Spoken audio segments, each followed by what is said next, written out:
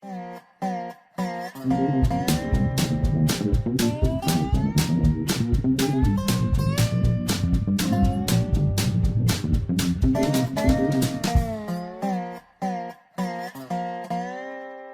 is Dave Monk, your Prairie Monk, WAFT Champaign 90.1 on your FM dial.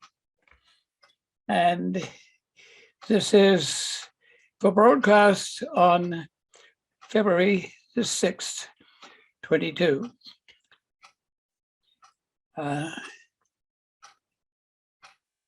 think I'm going to try to encourage you, especially people who don't use computers a lot, to go to the satellite feed, go to Google Earth or some other feed where you can follow directions.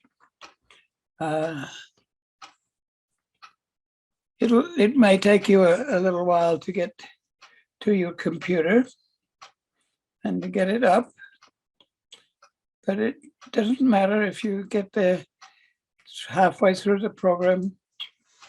The satellite feed is so helpful.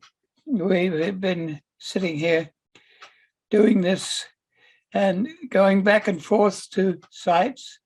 You can look at the plus sign and go in and look at the detail, or you can look at the minus sign and come out to looking to a broader issue.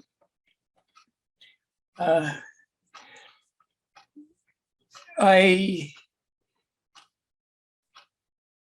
was talking to Tom Scott, who is the railroad engineer in charge of re-railing between Whiteheath and Seymour. So therein lies a statement in itself. He was concerned about a line that was less than 23 feet off the ground where we would like to bring a railroad piece of equipment by.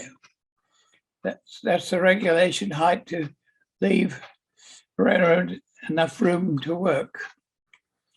That particular site is not on a project that we were working with.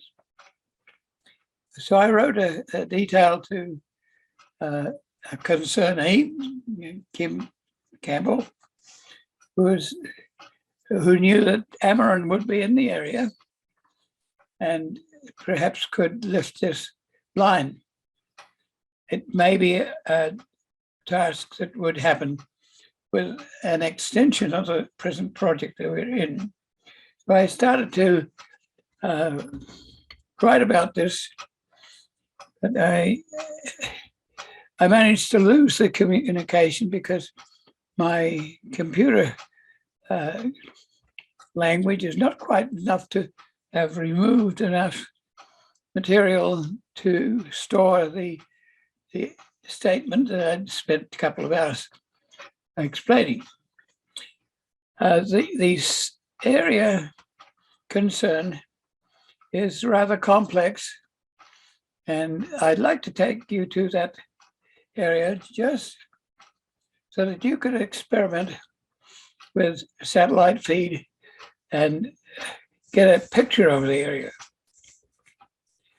If you're at Seymour, you're at the end of 7 miles of abandoned railroad bed from Champaign to Seymour. It goes through Bonneville. We would like to acquire that 7 miles as a historic railroad line.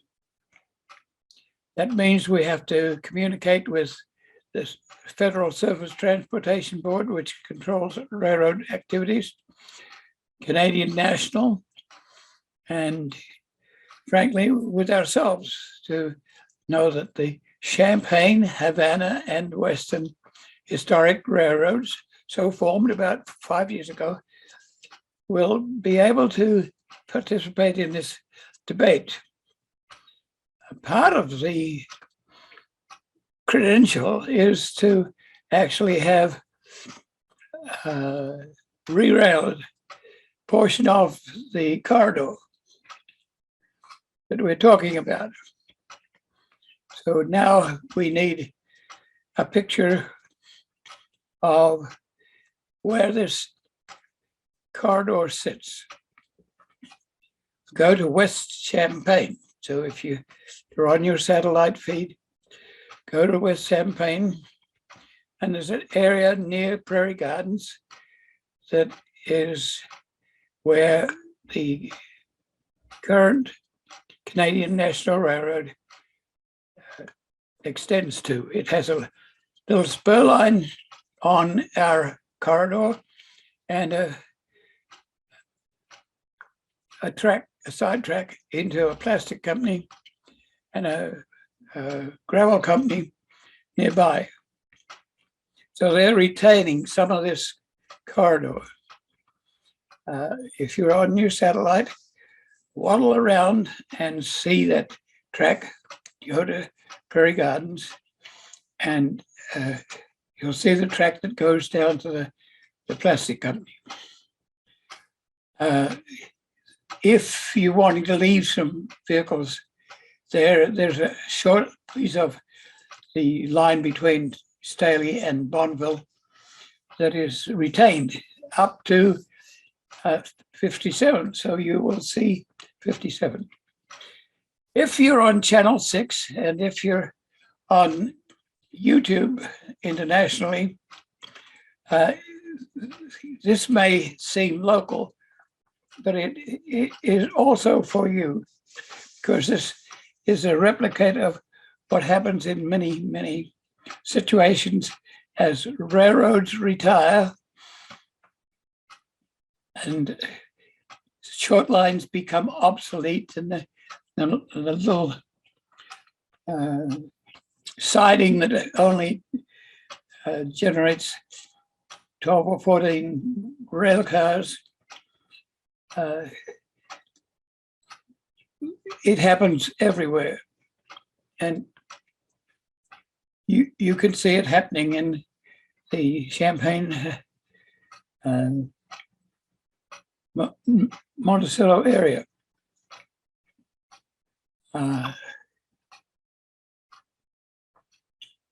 There is a derailment device just west of 57, which goes over Route 10, which is paralleling the railroad line. You have to remember that railroads came first, or actually water came first. People came up the rivers and settled near the rivers. The railroads came next, then the roads came, and then when electricity was available, interurbans became available. So long as you're operating in the Prairie Gardens area, in that little railroad spur on Route 10, which is an extension of Springfield Avenue, you will know that there's the old interurban used to go up to the Park District. It was put on the main line because it was kind of noisy, and it was felt to be more important to put the interurban onto the main line that frankly was not that well used, that it could deny the extra traffic of the interurban. That interurban, after many years of debate at different levels, has been bought as a rail trail. Some of the property has been bought by other companies, and the rail trail has to go around that. And you can see that if you go to Duncan Road and oscillate around and go up to the Park District, you can get an idea of where we might be able to bring historic trains into Champaign. There is a hope that we could get an occasional historic train down to Champaign, and there's the thought of parking it where a big 4 depot and yards, freight yards were established. That's where the Monticello Railroad Museum found its initiation. Was 1 or 2 cars parked between Randolph and State Street. So take your satellite feed and move it gently past Kraft Humco and into Champaign, where there's a venue. We look at that venue as a possibility not only for an occasional historic train, but for venue for bicycles and other groups together. So hover over that spot and realize that Champaign is gentrifying. That means it's putting in new buildings, and that it's very helpful to have some alternative opportunities, whether that be an open park or a theater, or, as is being discussed, the potential for a ice hockey team to occupy land south of University Avenue and near to the MTD building on the west side of the Canadian Main Line. And so once again, hover around downtown Champaign and figure where the big 4 yards were. There was a little piece of Wabash line.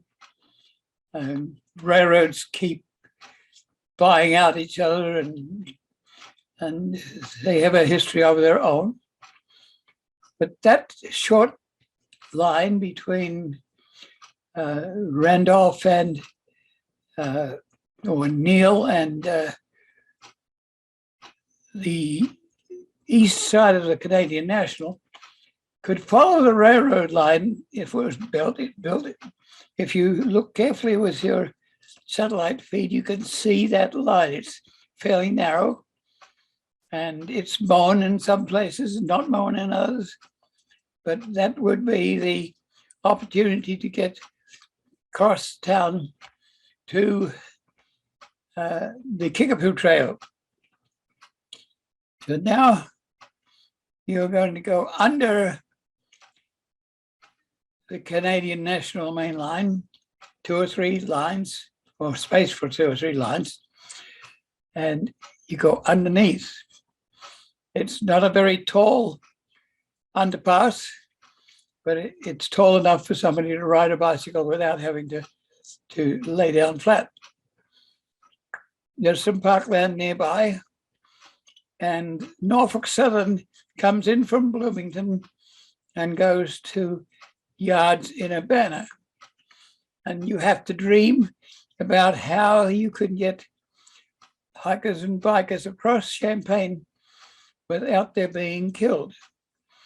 There's a possibility of running a trail adjacent to a railroad bed. There was room for 2 railroad lines there, and with care, the railroad could go behind Pravina, the public hospital there, and across University and Lincoln to Urbana. There's about mine and Buckley's chance that that crossing would ever happen. If you were in Europe, you might be able to do something different. So there's a need for some imagination as to how you would negotiate the Lincoln University site. So I hope that by now you've run along the Norfolk Southern corridor to University Avenue and Lincoln. So let's take a little time to see if you could take some streets to the south and to the north, which would allow you to go around the very dangerous and very well trafficked position of University Avenue and Lincoln. After that, we might be able to continue the trail adjacent to the rail to Race Street and then across Vine Street and to the Norfolk Southern Yards. So now we have you looking at the yards. There is a MTD bus depot there. It's the bus headquarters. It replaced what used to be a roundhouse for steam engines and rail cars that needed repair or needed to be turned around, engines especially. So hover there for a little while and imagine a turntable where the engine would be facing one direction, and then actually with manpower and ball bearings and a setup that was smooth, you could push that round table around so that the engine faced in a different direction. It could also be backed into garages, so for repair. Also had a well where you could be underneath the engine and work from it on the bottom. And that has all been demolished and filled in, and the mass transit is headquarters there. There is another way around Champaign-Urbana to make that connection, but it's more a tourist line. It would mean that you could go from the Norfolk Southern Yards, which are adjacent to the Kickapoo Trail. So now, before we look at the alternate route, let's go to the yards and dream of a rail trail going around the north end of the Norfolk Southern Yards. This is purely speculation, but if we don't speculate then and show people the area, then it's very hard for people to be involved in thinking up the future of this area. And I have to say that as we get more mature and as we get fewer natural areas and facilities that are historic, then the current generation is beginning to realize that they will have much, much less than the great-great-grandparents did. And so we're often dependent on recreation, a rail trail, and historic railroading and things like that to support preservation on either side of the railroad bed or in little glitches like Shady Rest around. So as you are there, you can waddle around the north end or the west end of the Norfolk Southern Yard. And when yards close out, they usually keep 1 mile. So you take your satellite feed and move towards Main Street. There's about a mile there. Half of it was a mile that was reserved by Norfolk Southern to allow trains to back up there and then to take cars into various sidings. That mile distance was cut in two by Smith Road. Have a look at Smith Road and realize that that's probably going to be the end of the Norfolk Southern opportunity. Although if really pushed, they would be able to take that line back to Dobbins Drive. That means east to Dobbins Drive. So now at Dobbins Drive, you're looking at the piece between Main Street and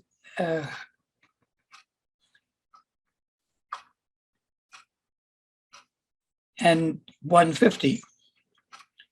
And it's near to Aldi's, near to Walmart.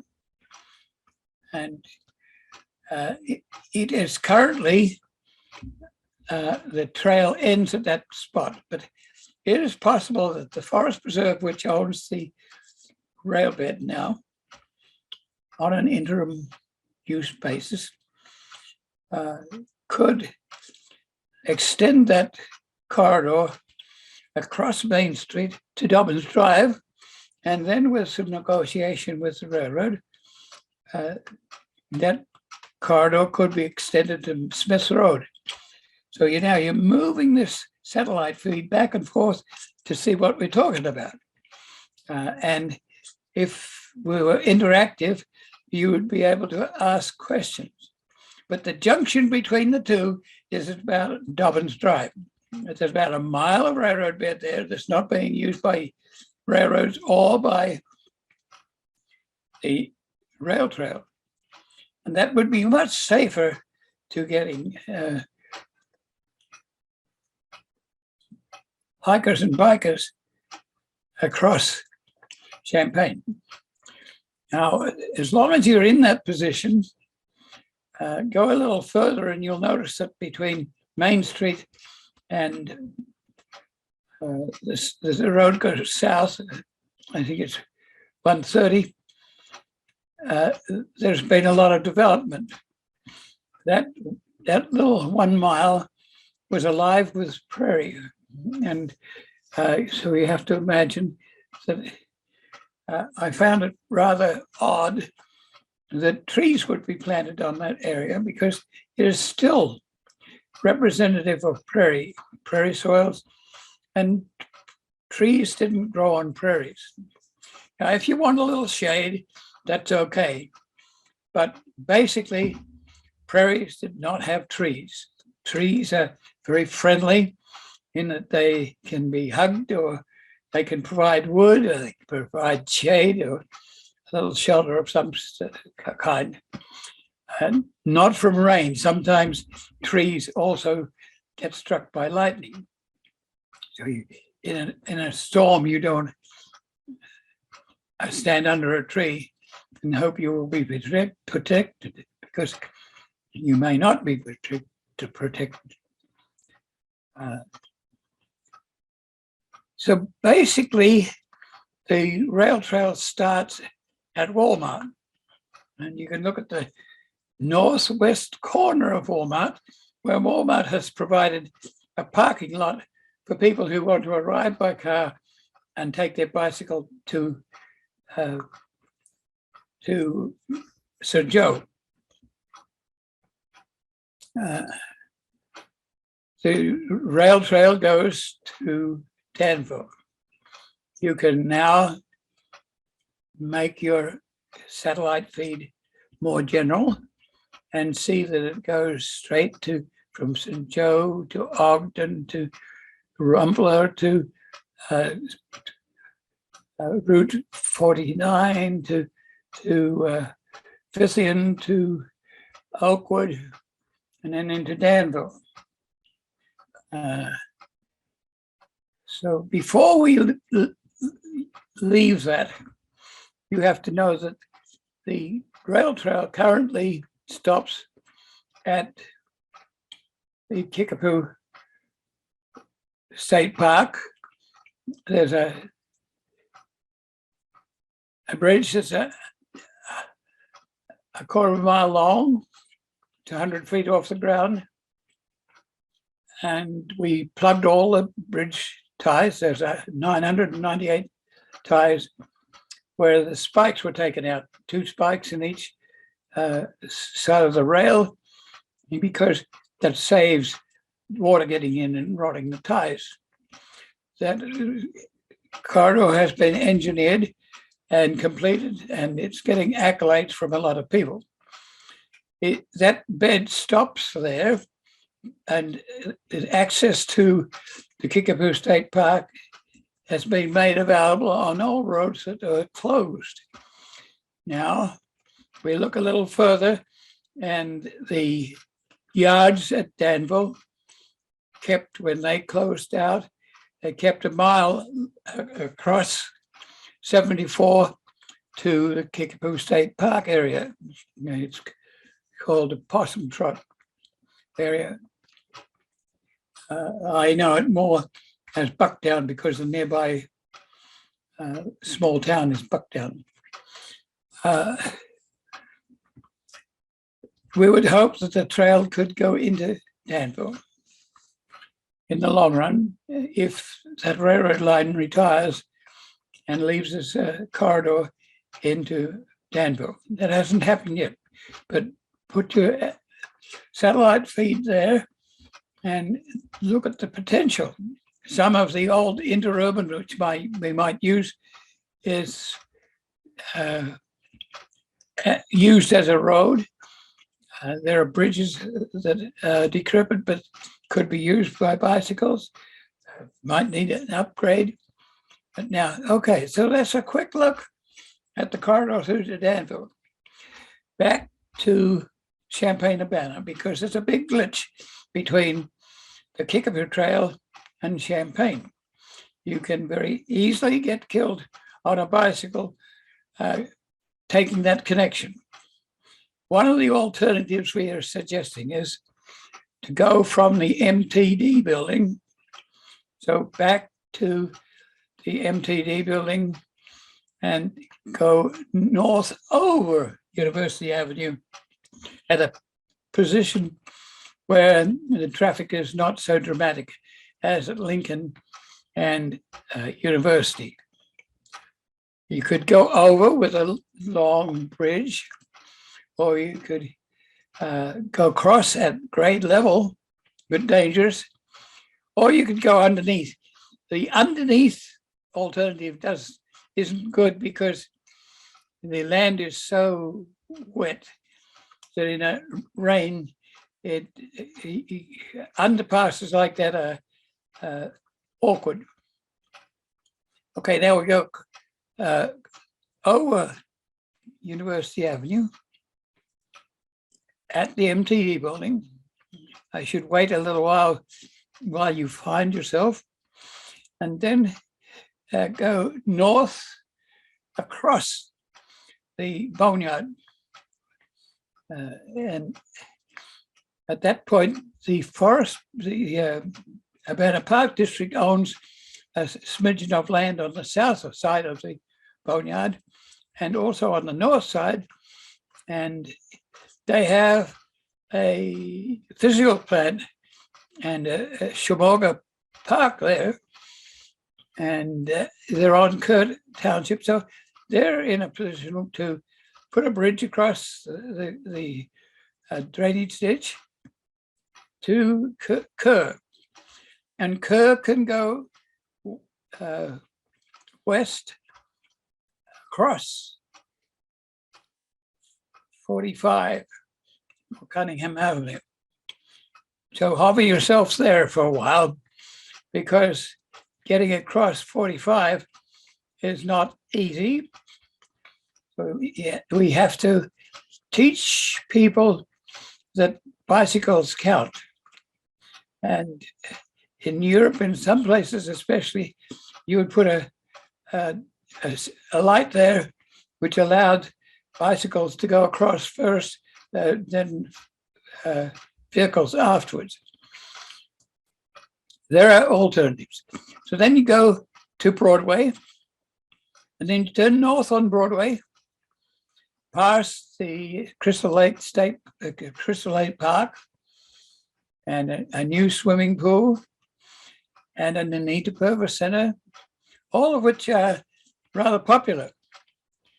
There has been some debate by people like Jack White and others who know about natural areas that some of these activities are very close to Busey Woods, and Busey Woods has been, by default, a rookery for many birds and animals. Sometimes you can encounter half a dozen deer that actually feel like they own Busey Woods rather and that you are invasive. So now you're taking your friendly satellite feed and moving around Busey Woods, and you're going. There's a cemetery there, and there's a golf course, and both of those provide adjunct space for the creatures that live in Busey Woods. There's a county where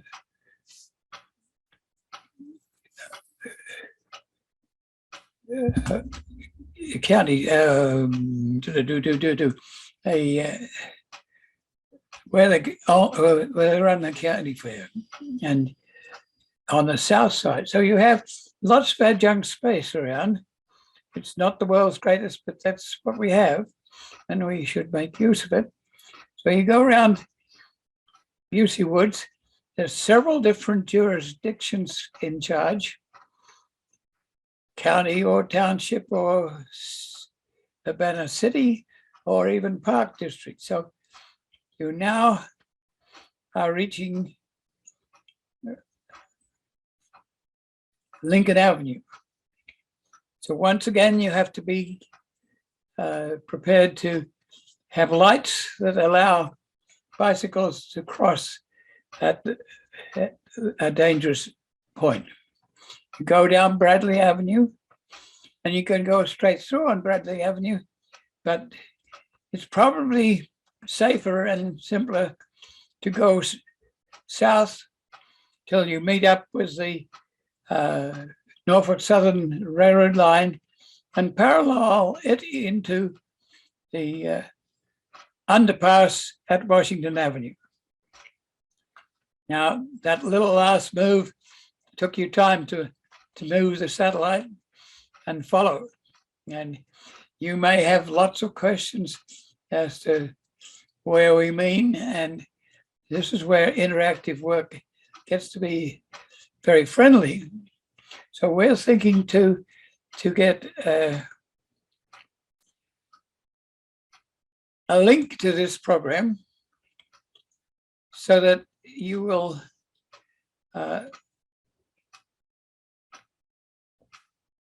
be able to follow what we're talking about. It is possible that we could do a picture capture.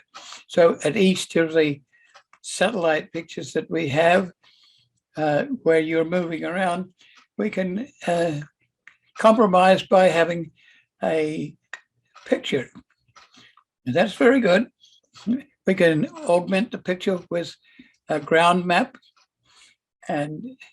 but that requires a little bit of coordination. You have to make your sound program, you have to photograph it, and you have to replace the photographs of my image that you're looking at now, perhaps to a satellite feed or captured pictures and small maps that make a suggestion. And now I have to remind you that this is all tentative. This is where you discuss the possibilities of getting across town. You have to know that the people who are using the rail trails are often relatively affluent. The people whose territory that you're going through are North End people, mostly Black, and they do not have the same accoutrements or attitudes to use a rail trail. They tended more to a wheelie with their bicycle, and it's a different sort of culture. So you have to be cognizant of the area that you're moving through toward Washington Street and an underpass under Canadian National. We might think of revising that area. So you go back and say, yeah, what the hell? You look at Vine Street and say, there's a road bridge there, a railroad bridge, but there's no room for a bicycle track. You might have to put in a bicycle bridge so that a rail trail adjacent to the railroad line could be used. If you go back to the big 4 yards that are vacant and in lawn at the moment, you have to know that those yards are probably worth an arm and a leg.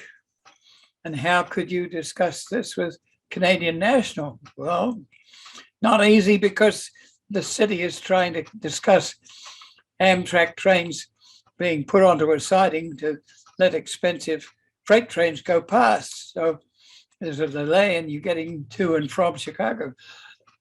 So this is not a priority for discussion with Canadian National or with Norfolk Southern.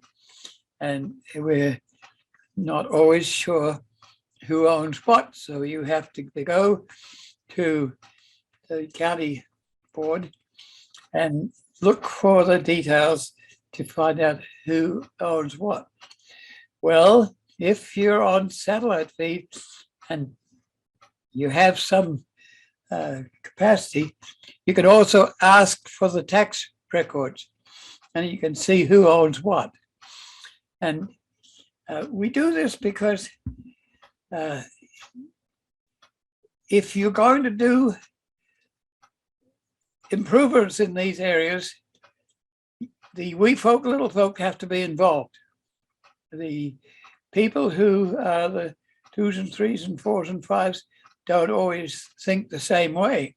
So you have to look at this corridor and see how you would bring a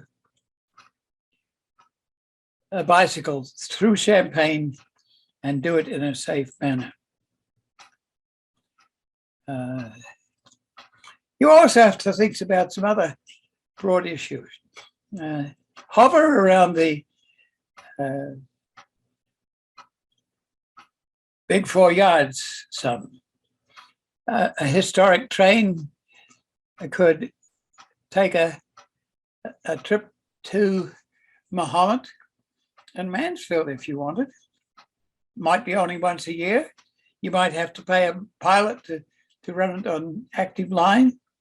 There are all sorts of regulations about this, but there's a possibility. And if you turn around and look back to Urbana, it's not impossible for a historic train to go as far as Urbana and then meet up with the Kickapoo Trail. So that connection between the Kickapoo Trail and the west side of Champaign is of concern to us, and we beg you to be involved. Now, if you want to take a bicycle at the moment to Alton Park or to Whiteheath and Monticello and then to Alton Park, we suggest you go on Kirby Avenue, which is like a section road south of Route 10. Route 10 is relatively narrow, and it has a lot of salvage trucks going to a landfill at Clinton.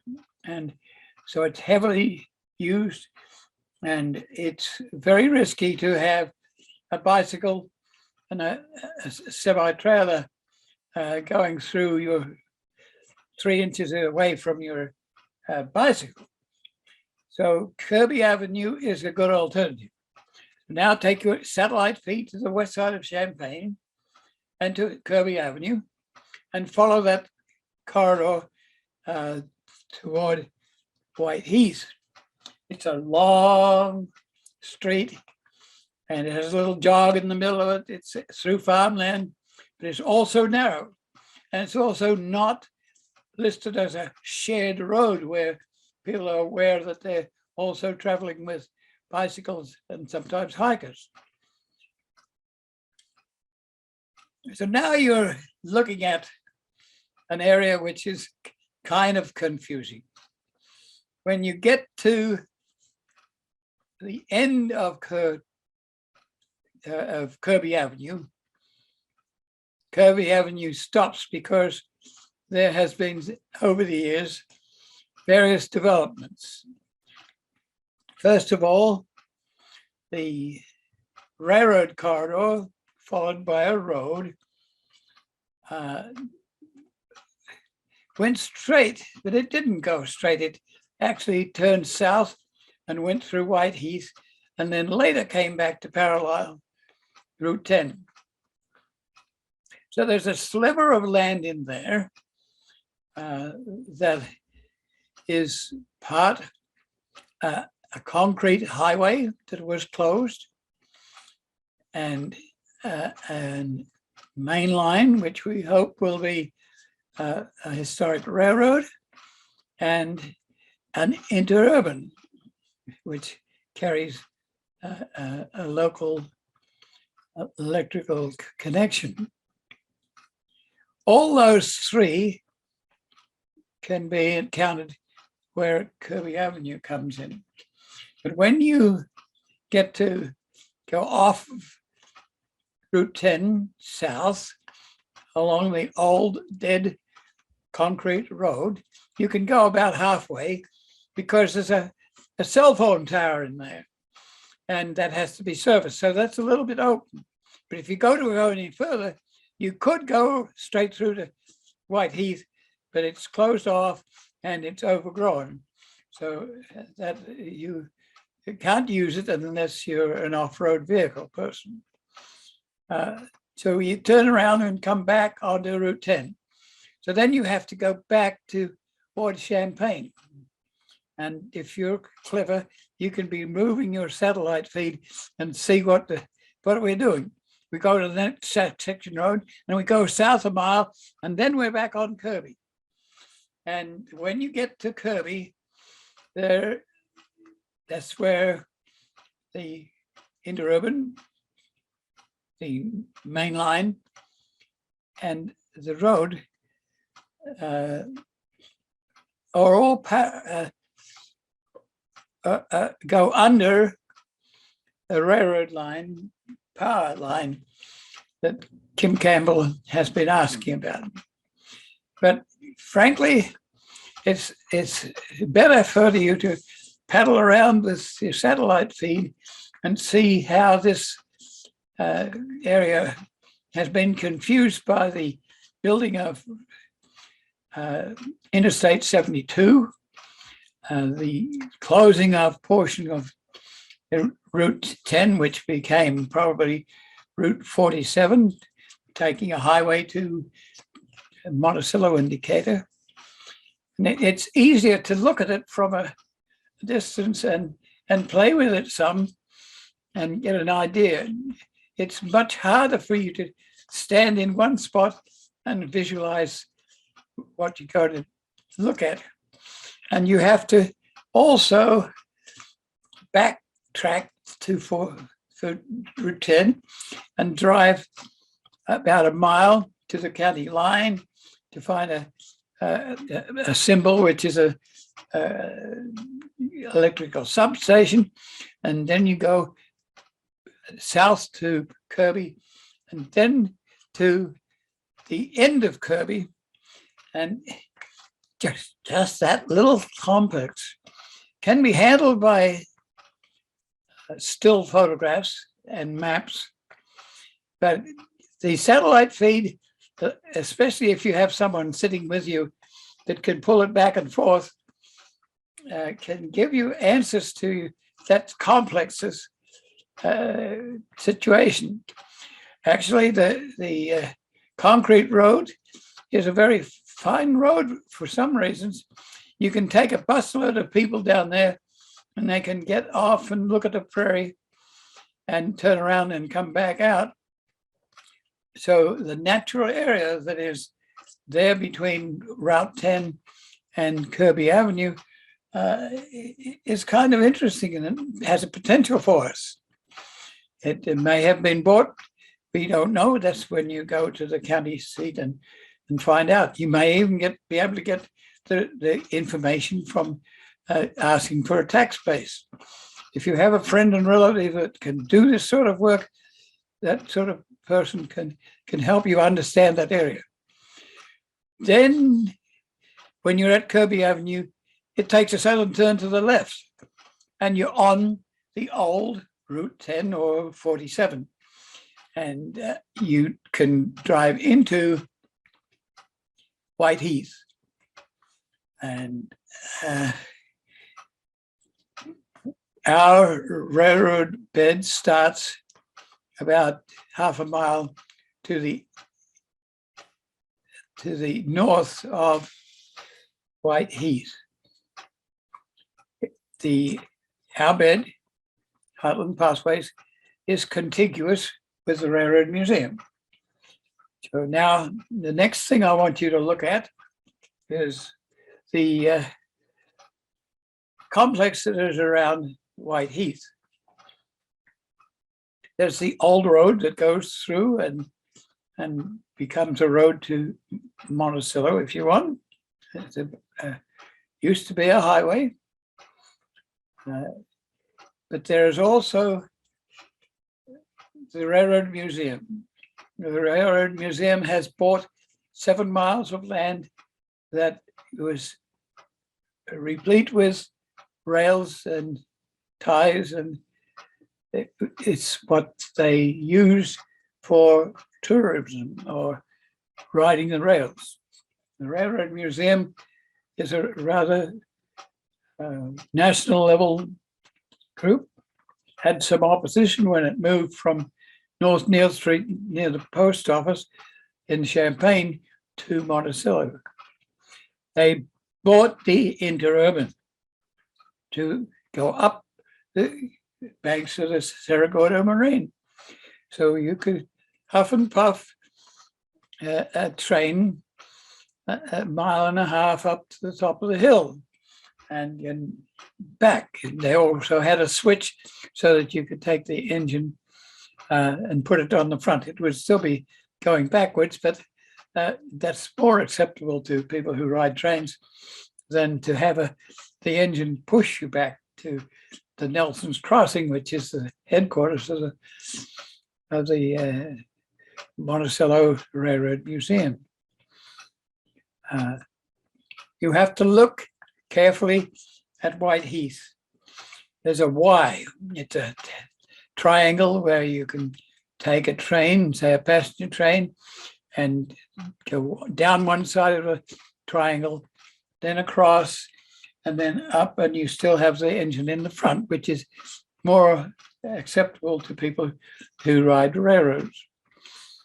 It's also safer because you have a different expression of the pushing junction of cars.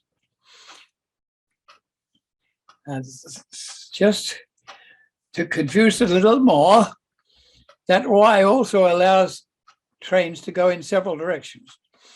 One leg goes to Champaign, one leg goes to Monticello, and one leg goes to Clinton, 23 miles away, where 5 miles of this trackage joins Clinton Power Plant Lake with Weldon Springs State Park. So perhaps it wouldn't hurt for you to look at the general view for a moment, and then come back to the Railroad Museum and see how it relates to the city of Monticello.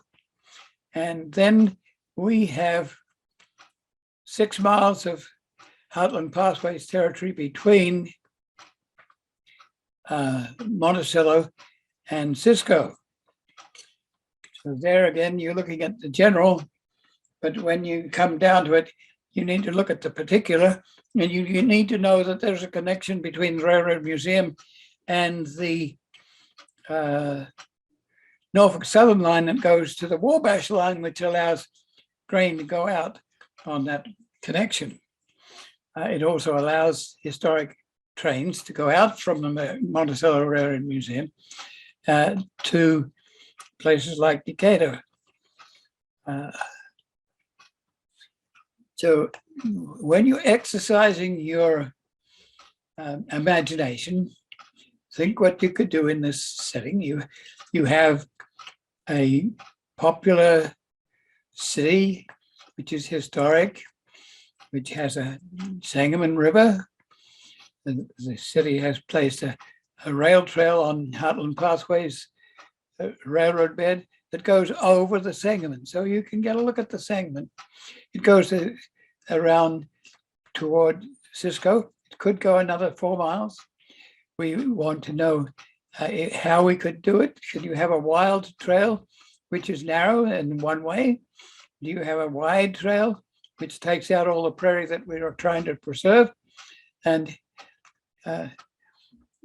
I think we will probably come back to this area again so that you know that the corridor between Champaign and Monticello and Decatur is fairly available. The Interstate 72 replaced Route 47, and so it's a fairly wide road that was a highway. It can also be a speed place, but if you have understanding, that could be a shared road all the way into Decatur. So I'm pleased that we're having a quite friendly discussion with Ameren on one small portion of this. That's how you start the thoughts going. You do small projects and gradually let people be involved or encourage people to be involved and hope that their leadership will actually look at the multi-million-dollar process where you combine interests that are bigger than themselves. So if you want to take a train down to Shady Rest and hold a Chautauqua and once a year, but also allow people to ride down to a niche that's interesting, but it's also a very rich ecological area with bottomlands on the banks of the Sangamon, with uplands on the Cerro Gordo Moraine, and with wonderful understory herbs, especially in the wintertime, but also through the summer.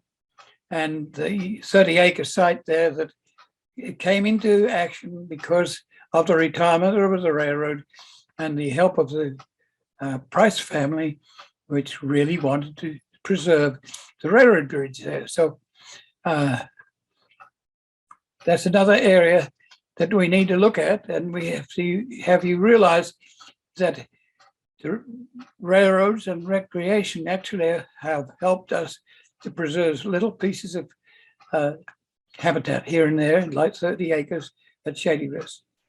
We're getting to near the end of the program.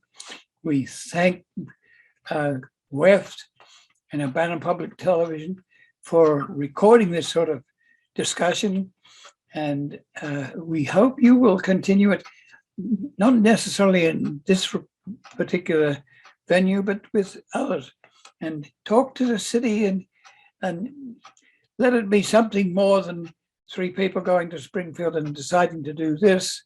It requires city planning, which is very good, but you have to have your input. You have to be bold enough to be able to go to the city and say something. So saying it on web and saying it on Urbana Public Television and Channel 6 and on YouTube is very helpful. Our discussions may be crude, but you have to start somewhere. And our computerization may be a little crude too. But thank you for all of you who get involved in this sort of thing and preserving a little bit of your heritage habitat, whether it be forest or prairie. This is Dave Monk, Prairie Monk, WEFT Champaign 90.1 on your FM dial. And you have to know that this discussion is what I'm thinking, not necessarily supported by WEFT, but WEFT is providing us the opportunity to speak to this situation.